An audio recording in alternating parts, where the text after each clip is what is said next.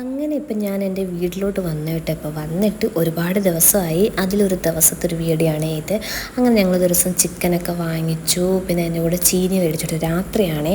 ഇവിടെ വന്നാൽ പിന്നെ ഞങ്ങൾക്ക് എന്തെങ്കിലുമൊക്കെ അൽക്കുലത്ത് പരിപാടികളൊക്കെ ഇങ്ങനെ ഉണ്ടാക്കണം, ഇല്ലെങ്കിൽ ഒരു സമാധാനം കിട്ടത്തില്ല. എന്തായാലും ഇവിടെ ഞാൻ വന്നപ്പം താത്തയുണ്ട്, അനിയത്തിയുണ്ട്, എല്ലാവരും ഒന്നിച്ചുണ്ടായിരുന്നു കേട്ടോ. പിന്നെ ഞങ്ങൾ ഫ്രണ്ട്സും എല്ലാവരും ഒന്നിച്ചടുത്തുണ്ടായിരുന്നു. നമ്മളെല്ലാവരും പലയിടത്തായിട്ട് ഇങ്ങനെ നിൽക്കുന്ന സമയമല്ലേ ഇപ്പം, കല്യാണമൊക്കെ കഴിഞ്ഞിട്ട്. ഏറ്റവും കൂടുതൽ ദൂരെയുള്ള ഞാനും എൻ്റെ താത്തയുമാണ് കേട്ടോ. ബാക്കി എല്ലാവരും അടുത്തടുത്താണ് ഉള്ളത്. അങ്ങനെ എന്തായാലും ഇപ്പോൾ എല്ലാവരും ഒന്നിച്ച് വന്ന സ്ഥിതിക്ക് നമുക്ക് എന്തെങ്കിലുമൊക്കെ ഫുഡ് ഉണ്ടാക്കി കഴിക്കാമെന്ന് വിചാരിച്ചപ്പോൾ പെട്ടെന്ന് ഉണ്ടാക്കാൻ പറ്റിയത് ഇത് മാത്രമേ ഉള്ളായിരുന്നു. അങ്ങനെ അതൊക്കെ ഉണ്ടാക്കി ഒരു വാഴയിലയിൽ ഞങ്ങളെല്ലാവരും കൂടി ഒന്നിച്ചിരുന്ന് കഴിച്ചു കേട്ടോ.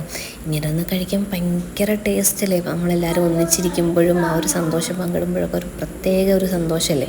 പിന്നെ അതെല്ലാം കഴിഞ്ഞ് പാതിരാത്രി ആയപ്പോഴത്തേക്ക് വാപ്പ ഞങ്ങൾ അക്കരെ ഭാഗത്തൊരു പള്ളിയുണ്ട്, അവിടെ ഇതുപോലെ പ്രസവമൊക്കെ ഉണ്ടായിരുന്നു കേട്ടോ. അപ്പോൾ അവിടെ എല്ലാ പ്രാവശ്യവും ഇങ്ങനെ ബിരിയാണി കൊടുക്കും. ഇത് നെച്ചോറും മട്ടൻ കറി കേട്ടോ. സൂപ്പർ ടേസ്റ്റ് ആയിരുന്നു കേട്ടോ. ഞാൻ വേണ്ടാന്ന് പറഞ്ഞിട്ട് ഒരു പിടിയെടുത്ത് കഴിച്ചതാണ്, പക്ഷേ അടിപൊളി ടേസ്റ്റായിരുന്നു.